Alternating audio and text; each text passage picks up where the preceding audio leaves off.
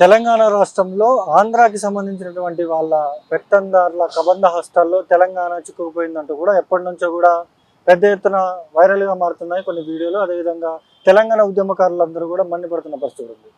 కొద్దిసేపటి క్రితం ఎవరైతే పవన్ కళ్యాణ్ ఉన్నాడో పవన్ కళ్యాణ్ ప్రెస్ మీట్ పెట్టి మరి మీ అయ్యే జాగిరా అంటూ కూడా మాట్లాడిన విషయం ఇప్పుడు బాగా వైరల్గా మారిన పరిస్థితి కూడా ఉంది. మనతో పాటు మాట్లాడడానికి పృథ్వీరాజు గారు మాట్లాడే ప్రయత్నం చేద్దాం. అలా చెప్పండి, ఇప్పుడు మీ అయ్యే జాగిరా అంటూ కూడా మాట్లాడుతూ ఉన్నాడు పవన్ కళ్యాణ్, ఎట్లా చూస్తారో? చాలా విషయాలు కూడా మీరు మాట్లాడినటువంటి అంశాలు తీసుకొని మరి మాట్లాడింది, ఎట్లా చూస్తారు? నేను ఉన్నది చెప్పదలుచుకున్నా ఆయనకు. బరాబర్ తెలంగాణ మా అయ్యల జాగీర్, మా తాతల జాగీర్. ఇది మీ అయ్య జాగీరు ఆంధ్ర. మీరు మద్రాస్ స్టేటు, మద్రాస్ ప్రావినెన్స్ కింద మీరున్నారు. మాది సపరేట్ రాష్ట్రం, హైదరాబాద్ స్టేటు. మాది నిజాం కింద ఉండే. మీకు మాకు సంబంధం లేదు.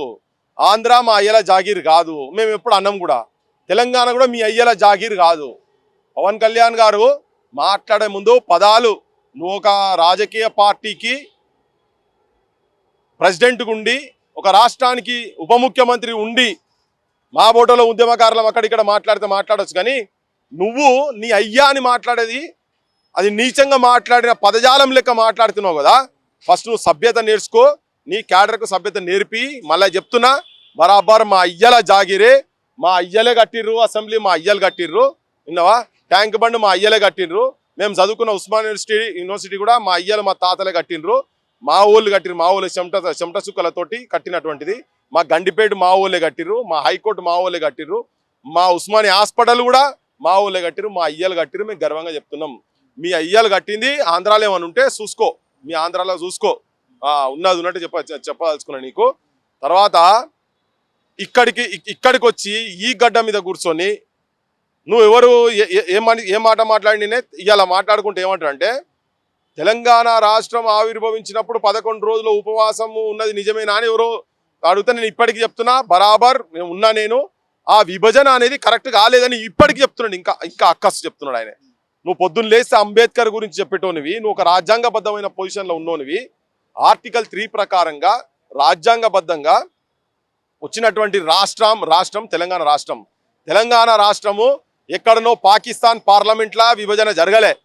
విన్నావా? ఆఫ్ఘనిస్తాన్లో జరగలే, బంగ్లాదేశ్లో జరగలే, లేదు అమెరికాలో జరగలే. బింటనో ఇచ్చింది కాదు ఇది.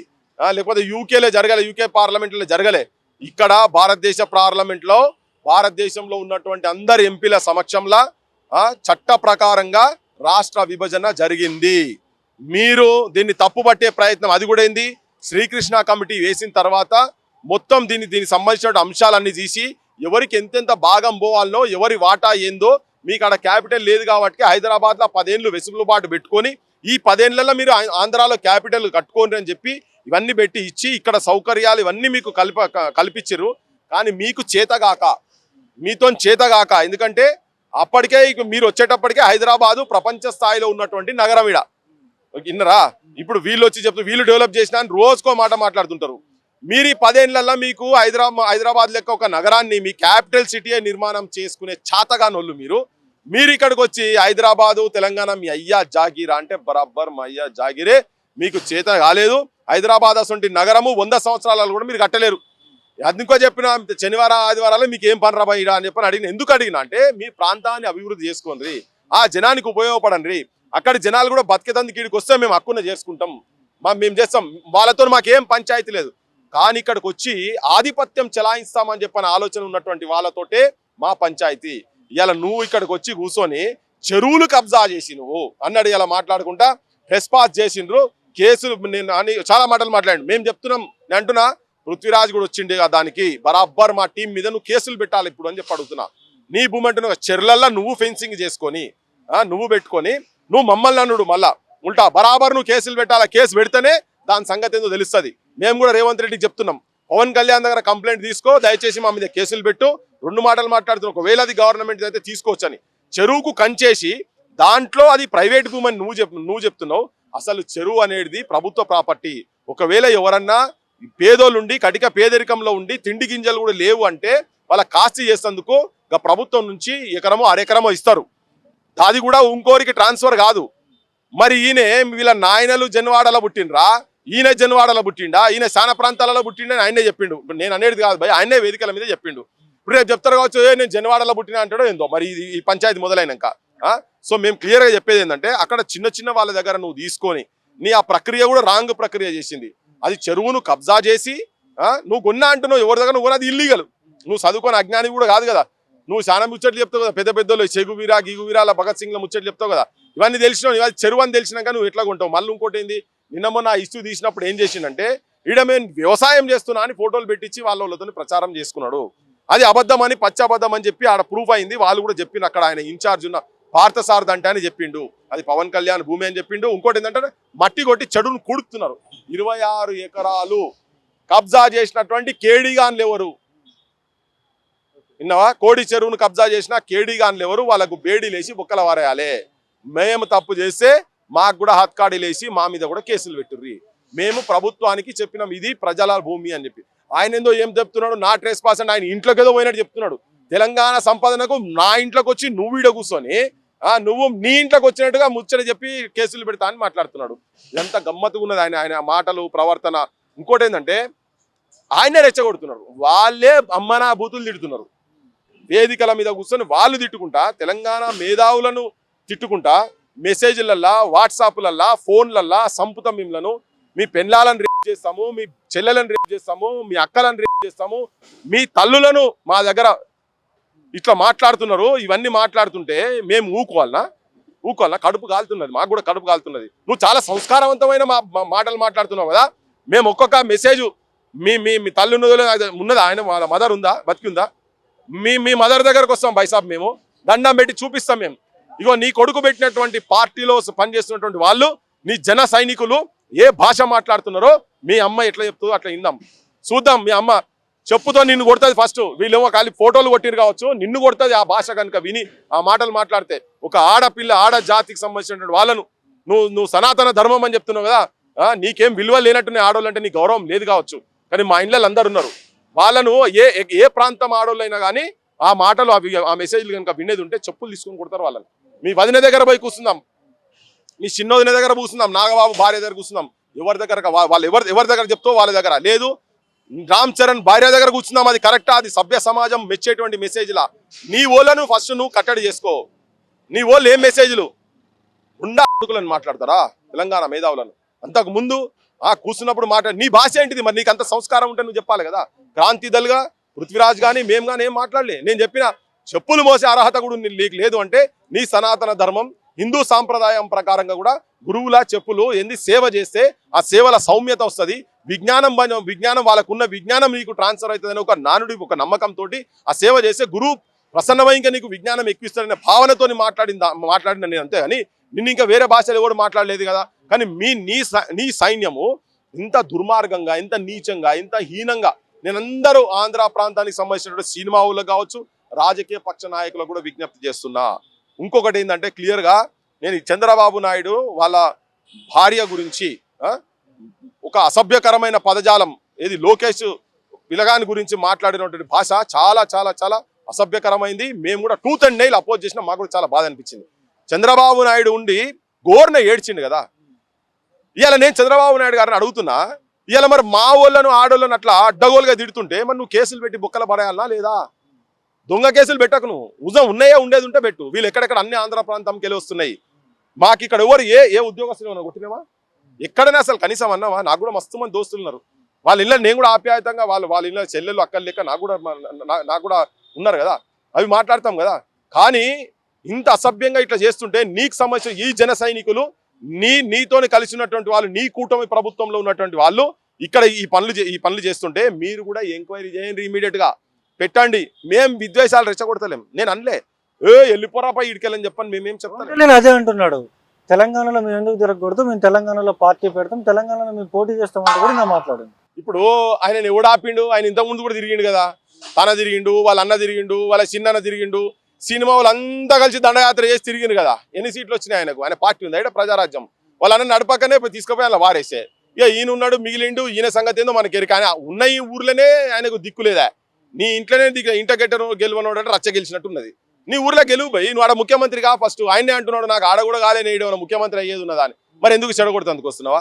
ఏం చేసినా నువ్వు తిరుగు, నువ్వు ఆడ భారతదేశం అంటే నేను ఎవడు తిరగొద్దు అంటలేడు. తిరిగినాగా నీకేం విలువ లేదు. కానీ విద్వేషాలు రెచ్చగొట్టుకుంటా ఇప్పుడు నా తెలంగాణ నువ్వేమన్నావు దిష్టి తలిగి అన్నావు అంటే మేము దిష్టి బొమ్మలం కదా. మరి దిష్టి బొమ్మల దగ్గర నీకెందుకు నాకు అర్థం కాదు. మాది మేము చూసుకుంటాం కదా. మేము దిష్టి బొమ్మ లాంటివి. ఈ రాష్ట్ర విభజన ప్రక్రియనే కరెక్ట్ జరగలేదు అని అంటివి.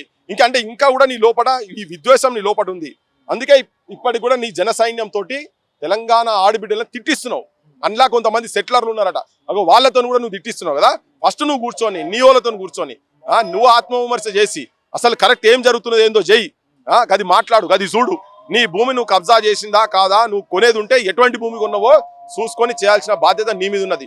దాంది తర్వాత తెలంగాణ ఆడబిడ్డలను తిట్టేటువంటి పని అయితే చేస్తున్నారో నీ జన సైనికులు, దాన్ని ఫస్ట్ ఆపు. నీకు తెలంగాణ మేమేమంటలేం. మీ అమ్మలకు మేము కూడా సమానంగా చూసి మాట్లాడుతున్నాం. మేము మా అక్కజల్లెల లెక్కనే మాట్లాడుతున్నాం. మీ ప్రాంతంలో కూడా మేము అక్కడ అట్లా అవమానపరి చేస్తలేం. కానీ మీ వాళ్ళు అమ్మానా బూతులు చేసి హత్యలు చేసి డేట్లు పెట్టి టైములు పెట్టి 10 మంది వచ్చి నీ ఇళ్లలోకి వచ్చి చేస్తామని పోస్టర్లు కూడా వచ్చినాయి. ఉస్మాన్ యూనివర్సిటీలో ఒకరిద్దరు ఉస్మాన్ యూనివర్సిటీ విద్యార్థులకు సంబంధించినటువంటి రాజకీయ నాయకులు మాట్లాడితే కూడా అట్నే మాట్లాడుతున్నారు. అట్లా అసభ్యంగా మాట్లాడే వాళ్ళ గురించి బరాబర్ చెప్తున్నాం. క్రాంతి దళగా పృథ్వీరాజ్ గారు నేను చెప్తున్నా, నీకు నువ్వు కేసులు పెడతావా, నీ భూమి మీదకి వచ్చింది పెట్టు. మీ వాళ్ళు ఎవరెవరు ఏమేమి మాట్లాడిరో పెట్టు. తెలంగాణ ప్రాంతం వాళ్ళు కూడా ఎవరన్నట్లు అసభ్యంగా మాట్లాడితే కూడా తప్పేని కూడా చెప్తున్నాం మేము. కానీ నీ దగ్గర నుంచి ఈ ఘోరమైనటువంటి హీనమైనటువంటి నీచమైనటువంటి భాషతోటి మీరు నెంబర్లు పెట్టి చేస్తున్నారు చూసినావా. ఎక్కడెక్కడికల్లో నీ సైనికులు ఫస్ట్ నువ్వు ఆ బూతు పురాణం ఆపు. ఈ బూతు పురాణం కనుక ఉండేది ఉంటే ఇక్కడ ఎవడో తలకాయ తిరిగినోడు ఉంటాడు. తలకాయ తిరిగినోడు ఉండి ఏం రియాక్షన్ వచ్చినా కానీ రేపు సమాజంలో నువ్వు ముఖం తలెత్తుకొని తిరగలేని పరిస్థితి. ఇంకోటైనా మాట్లాడుకుంటే చెప్తారు మార్వాడి గురించి వద్దని మాట్లాడతారనే విషయం చెప్పిండే. నేనేమంటున్నా అంటే దోపిడీ చేసినటువంటి మార్వాడీల గురించి ఆ పంచాయతీ ఎందుకు వచ్చింది. వాడు ఒక మార్వాడులు కూర్చొని నీచా జాత్కా తేరీ మాకి అని తిట్టిండు. తక్కువ కులపొడా నీ అమ్మ అని తిట్టిండు. తిట్టారు. ఎందుకు తిడుతున్నావా, గంతగానం ఎందుకు బూతులు మాత్రం కొట్టినందుకు తెలంగాణ ఒక్కసారి బగ్గుమన్నది. ఇక్కడికెళ్ళి వచ్చి ఈ భాష మమ్మల్ని తిట్టుడైందా అని చెప్పని కాడికి వచ్చి వాళ్ళ సమాజం మొత్తం ఒకటికి వచ్చి మీరు మంది ఉచ్చబోసే దాగేటోళ్ళు రా, మీరు రజాకారుల వారసులు రా, నాతోనే వాళ్ళ సమాజం అధ్యక్షుడు. అటువంటి వాళ్ళ మీద మాకు పోరాటం ఉంటుంది, బరాబర్ తిరగబడతాం. రేపు నువ్వు నీ గ్యాంగ్ కూడా అట్లా మాట్లాడితే నీతో కూడా పోరాటం ఉంటుంది. నువ్వు అంటున్నావు నేను సుఖం పూసను అని మాట్లాడుతున్నావు, మరి నీ గ్యాంగ్ ఎవడుందో నువ్వు ట్రైన్ చేసుకో, నువ్వు పర్ఫెక్ట్ మాట్లాడిపించుకో. ఈవెన్ నాగేశ్వరరావును కూడా అమ్మనా బూతులు తిట్టిండ్రు. నీకేం పనిరా, తెలంగాణనివి నీకు ఆంధ్ర రాజకీయాలతో నీకేం పనిరా అని. మరి నీ జనమే అంటున్నారు కదా అన్నప్పుడు మరి మేము కూడా నువ్వు ఆంధ్ర ప్రాంతానివి, నువ్వు ఇక్కడ ఎందుకు రాజకీయం చేయాలి రా బయట మా వాళ్ళు మాట్లాడుతున్నారు. నీకు స్వేచ్ఛ ఉండొచ్చు, నువ్వు మొత్తం దేశం తిరిగే స్వేచ్ఛ. కానీ ఒక్కొక్క ప్రాంతానికి ఒక్కొక్క ఐడెంటిటీ ఉన్నది. వాళ్ళ భాష జీవన విధానము ఒక్కొక్క దగ్గర ఒక్కొక్కటి. దాన్ని నువ్వు రెస్పెక్ట్ చేయాలి. నువ్వు రెస్పెక్ట్ చేయకుండా, ఎందుకంటే ఉత్తర హిందుస్థాన్లో ఒక్కొక్క రాష్ట్రంలో ఒక్కొక్క భాష ఉంటుంది. ఈయన ఇట్లా ప్రొజెక్ట్ చేస్తుండంటే రేపు పొద్దుగాల జనగణమన కూడా వాడద్దు అంటాడని నీ అసంటోడే అంటాడు ఆ మాట. ఎందుకంటే నువ్వు ఒకసారి ఒక మాట మాట్లాడతావు, ఒకసారి ఒక మాట మాట్లాడతావు. ఇంతకుముందు ఈ ఉత్తర హిందుస్థాన్ వాళ్ళ ఆధిపత్యం మా మీద ఏందని ఇంతకుముందు మాట్లాడిందా లేదా? అదే నోరు మాట్లాడిండు కదా. అదే నోరు ఇప్పుడు ఇంకో తిరిగా మాట్లాడుతుంది. అదే నోరు మళ్ళీ మాయావతి కాలు మొక్కుతుంది. అదే నోరు చెగువీరా అంటావు, నువ్వే చెప్తావు, నువ్వే కమ్యూనిస్టు లెఫ్ట్ బావాలంటావు, నువ్వే గద్దరన్న అంటావు. మళ్ళీ ఇయ్యాల నువ్వే కొంతమంది కమ్యూనిస్టులు వచ్చి మాట్లాడుతున్నారని చెప్పి కమ్యూనిస్ట్ మేధావులని నువ్వే మాట్లాడతావు. అంటే ఏంది, ఎన్ని స్టాండ్లు ఉంటాయి, ఎన్ని స్టాండ్లు. ఇంకోటి ఏమంటున్నాయి, గదరన్న చనిపోయినప్పుడు అసలు గదరన్నతో ఎవరు ఉన్నారు అని మాట్లాడిండు. గదరన్నతోటి నేను అది ఖుషి సినిమా వచ్చినప్పటి నుంచి నాకు పరిచయం. అది 2001లో. గదరన్న 96లో మొట్టమొదటి మీటింగ్ పెట్టిండు. 95 ఏంది ఫస్ట్ అసోసియేట్ అయింది. అంతకు ముందు కూడా గదరన్నతో బాగా క్లోజ్నెస్ ఉండే, మా నాన్నకు తనకు కూడా ఉండే. నేను తనతో మొదటి నుంచి ఉండి ప్రతి అడుగులో ఉద్యమంలో ప్రతి పాదయాత్రలో మెజారిటీ పాదయాత్రలో ఉండి మెజారిటీ తనతో సభలు అటెండ్ చేసి తనతో వేదికలు పంచుకొని ఉపన్యాసాలు ఇచ్చినటువంటి వానిగా నేను చెప్తున్నా. మాకన్నా ఎక్కువ నీకు ఎక్కువ కాదు. గద్దరన్న ఆశయాలు అంటున్నావు కదా, గద్దరన్న ఆశయం ఏంది? తెలంగాణ రాష్ట్రం చట్ట ప్రకారంగా పార్లమెంట్లో వచ్చిన తర్వాత ఆ ప్రక్రియ కరెక్ట్ లేదని ఉపవాసం ఉన్నది నువ్వు. ఆయన ఆలోచన విధానానికి విఘాతం కలిగిస్తున్నటువంటి వ్యక్తివి నువ్వు. మళ్ళీ ఇంకోసారి గదరన్న పేరు చెప్పకిగా. అట్లాంటి కమ్యూనిస్టులతో తిరిగి ఇప్పుడు మళ్ళా సనాతన ధర్మం అంటాడు. ఈడ గుడులు కూలగొడుతుంటే ఆడపోయినావో మాకు తెలియదు, మేమే ఉండాలడ. నువ్వు భూమి దగ్గర కూడా కట్టమైసమ్మ వినాయకుడు ఇద్దరు ఉన్నటువంటి దగ్గర నువ్వు కంచె వేసినావు. నువ్వు కంచె వేసి పెట్టి ఆడికి రాకుండా చేసి పెట్టినావు కదా. అంటే భగవంతుని దగ్గర ఉన్న దగ్గర దాన్ని కూడా నువ్వు కబ్జా చేస్తున్నావు అన్నట్టేనా? మరి అది ఓడుకొన్నాడు, ఎందుకు వేసినావు, కంప ఎందుకు వేసినావు? ఆడికి పోతే ఇవాళ నువ్వు ట్రెస్ పాస్ చేసినావు అంటున్నావు కదా. చెరువు దగ్గర పోతే నీళ్లు కూడా చూపించినాం, జనానికి నీళ్లు కూడా చూపించినాం. అందుకే ఈ ద్వంద్వ వైఖరులు చెప్పి ఇక్కడ ప్రాంత ప్రజలను అక్కడి ప్రాంత ప్రజలను రెచ్చగొట్టే ప్రయత్నము నువ్వు చేస్తున్నావు, నీ గ్యాంగ్ చేస్తున్నది. నువ్వు ఎంత రెచ్చగొట్టినా ఏం చేసినా ఇప్పుడు అంటున్నాడే కాంట్రాక్టులు అక్కడ కూడా ఉన్నారు కదా అని. ఎవడైనా తెలంగాణ కాంట్రాక్టర్లు పోయి ఆంధ్రాలో దోపిడీ చేసినా కానీ వాడు లంగలే. బయట రాష్ట్రాలకు వెళ్ళి వచ్చి ఇక్కడ చేసినా కానీ ఇక్కడ మోసం చేసి దొంగ బిల్లులు చేస్తే ఎవరు చేసినా తప్పే. మా వాళ్ళు బయటికి పోయి చేసినా, బయట వాళ్ళు ఇక్కడికి వచ్చి చేసినా, ఎవరు చేసినా తప్పే. ఆ తప్పును ఎండగట్టే ప్రయత్నం చేస్తున్నాం. అందుకే మా వాళ్ళు కూడా మీ దగ్గర వచ్చి కబ్జాలు చేస్తే ఎస్ బరాబర్ టేకప్ చేయండి, కేసులు పెట్టండి, పంపించండి. ఇక్కడ కూడా మీరు వచ్చి ఈ ప్రాంతంలో అదే పని చేస్తామంటే మాత్రం మేము కూడా తిరగబడతాము. ఇది గుర్తుపెట్టుకోవాలి. ఇది తెలంగాణకు నైజం. నువ్వు తెలంగాణ నుంచి నేను పోరాటాలు నేర్చుకుంటా అంటున్నావు, మేము దాంట్లో ఇమిడిపోయి ఉన్నాం. ఆ పోరాటాలు ఇమిడిపోయి ఉన్నాం. నువ్వు సినిమా లెక్క డైలాగులు కాగితాల మీద రాసుకొని వచ్చి నువ్వు చెప్తావు మా గుండెలకెళ్ళి వస్తుంటాయి. ఎక్కడ ఎప్పుడున్నా ఏదున్నా ఆ పోరాటాలనే బతికినాం, ఆ పోరాటాలనే మేము చస్తాం. నువ్వు పెద్ద దీన్ని డ్రామాలు చేసుకుంటా నువ్వు రాజకీయం చేసినందుకు నేను ఇప్పటివరకు డిసైడ్ చేయాలంటే ఓవర్ నాయన మొత్తం ఇక తెలంగాణ అంతా ఇక రేపు పొద్దుటి నుంచి మొత్తం మీకే వస్తావు, మీకే తిరుగుతారు అనుకుంటావు. అయింది అది అయిపోయింది. నువ్వు సమైక్యంగా ఉన్నప్పుడే మీరు పనికిరాలే. ఇక్కడ మీ కుటుంబం తిరుగుతాయి. ఇప్పుడు కొత్తగా మీరు వచ్చి పనికి వచ్చేది ఏంది భయ్ నాకు అర్థం కాదు. ఏదో ఒక్కటి మా నల్లమల దగ్గర నల్లమల బిడ్డను ఒక్కసారి తన దగ్గర పోయి చెప్తే ఇక ఆయన గురించే ఊకే చెప్తున్నాడు. ఆ పిల్లగాంతో మేము నల్లమల జంగలలో 10 సార్లు తిరిగినాం, 10 మీటింగ్లు తిరిగినాం. విన్నారా? ఏదో సినిమా క్రేజ్తో అక్కడిక్కడ కొంతమంది అటాచ్ అవుతుండొచ్చు. ఏదో సమస్యల పట్ల నువ్వు ఒక్కసారి మాట్లాడంగానే కాదు కదా. సో ఇవన్నీ ఫస్ట్ ఏంటంటే నేను తెలంగాణ జనానికి కూడా సోయికి రాండ్రి. ఫస్ట్ మీరు నీ జన సైన్యంతో మీ భాష కంట్రోల్గా పెట్టుకోమని చెప్పండి. మేము మాట్లాడే భావన, మేము మాట్లాడే అంశాలు, విగ్రహాలు మా ఊళ్ళే పెట్టాలంటున్నాం. మా ఊళ్ళ ప్రతిమలు ఉండాలి ఇక్కడ అంటున్నాం. ఎందుకంటే తెలంగాణ నీళ్లు నిధులు నియామకాలే కాదు, ఆత్మగౌరవం, అస్తిత్వ పోరాటం కూడా. అస్తిత్వం మళ్ళా తర్వాత స్వయం పాలన. ఈ స్వయం పాలన ఇప్పుడు పరాయి రాష్ట్రంలో ఎట్లా చెప్తే అట్లా నడుస్తున్నది కాబట్టి మాకు ఈ గతి వచ్చింది ఇక్కడ. లేకపోతే ఈ పరిస్థితి ఉండకపోవు. విగ్రహాల దగ్గర కూడా గదే మాట్లాడుతున్నాం. కానీ మీ ఆ భూతు పురాణాలు వాళ్ళు చెప్తున్నారు తెలంగాణ పదము డిక్షనరీలో లేదంటున్నారు. వాళ్ళు ఏ డిక్షనరీలోకి వెళ్ళి వెతుకుతున్నారో కానీ ఈ బూతులు తెలంగాణ ప్రజల మీద ఇంత అక్కసుతోటి అది నాకైతే ఇక్కడ కనబడతలేదు. కానీ ఇదంతా ఏంటంటే మీ యొక్క మనస్తత్వాన్ని, మీ నేచర్ను, మీ క్యారెక్టర్ను, మీ గుణగణాలను తెలంగాణ ప్రజలకు, ఆంధ్రప్రదేశ్ ప్రజలకు కూడా తెలియజెప్తున్నాం. మీ అమ్మలు కూడా మీ ఊర్లలో కావచ్చు, మీ తల్లిదండ్రులు, మీ అక్క చెల్లెలు కూడా దీన్ని ఎవరు యాక్సెప్ట్ చెయ్యరు. అంత నీచమైన భాష మీరు మాట్లాడుతున్నారని చెప్పవచ్చు. పూర్తిగా కూడా ఇప్పుడు ఎవరైతే జనసేనలో ఉన్నటువంటి నాయకులంతా కూడా మీ మీద అవాకులు చవాకులు వెళ్తున్నారు. వీళ్ళందరికీ ఫైనల్గా ఏం చెప్పదలుచుకున్నారు ఒక మాటలో? సంస్కారవంతంగా మాట్లాడండి. మీకు సంస్కారం లేకపోతే మీ నాయకుని దగ్గర సంస్కారం నేర్చుకోండి. పద్ధతి ప్రకారంగా మాట్లాడితే దేని గురించి అంటే మాట్లాడేందుకన్నా సిద్ధమే. బూతులు మాట్లాడితే మేము కూడా రికార్డు చేసి పెడుతున్నాం. చట్ట ప్రకారంగా ఏమేమి జరగాలనో జరుగుతాయి. చట్ట ప్రకారంగా ఒకవేళ ఈ ప్రభుత్వంలో జరగకపోతే మా ప్రభుత్వం వచ్చినాడు ఇవన్నీ రికార్డెడ్ ఎవిడెన్స్గా మేము పెట్టుకుంటాం. మీ భాష జాగ్రత్త. ఇది ఒకటి మాత్రం చెప్పదలుచుకున్నా. మీరు బయటికి వెళ్ళి వచ్చి సెటిలర్స్ అయి ఉండి ఇక్కడ ఉండి మేము నోటికి వచ్చినట్టు మాట్లాడతామంటే ఇది నడవదు. ఎవరైతే మా ప్రాంతం అస్తిత్వాన్ని కించపరిచే విధంగా ఎవరైతే చేస్తారో వాళ్ళు ఎవరైనా శత్రువులే. ఈ ప్రాంతపోడు మందితోని కలిసినా శత్రువే. మొన్న నరసింహులు లెక్క. ఓకే, ప్రాంతేతడు మోసం చేస్తే ప్రాంతం నుంచి తరుముదాం, ప్రాంతం వాడే మోసం చేస్తే ప్రాంతంలోనే పాతర పెడతాం అనే దాని నిదానాన్ని పట్టుకునే మేము పోతాం. మా అస్తిత్వాన్ని అగౌరవపరిచేటప్పుడు ఎవరైనా పర్వాలేదు, వాళ్ళు మా బుక్కులలో కూడా రాసి పెట్టుకుంటున్నారు. మా యువతరం కూడా రాసి పెట్టుకుంటున్నది. మీరు మమ్మల్ని ప్రేమిస్తే మేము డబల్ ప్రేమిస్తాం. ఇది తెలంగాణ నైజం ఇది. కానీ మీరు మమ్మల్ని ద్వేషిస్తే అయినా కానీ మిమ్మల్ని క్షమించి వదిలిపెడతాము.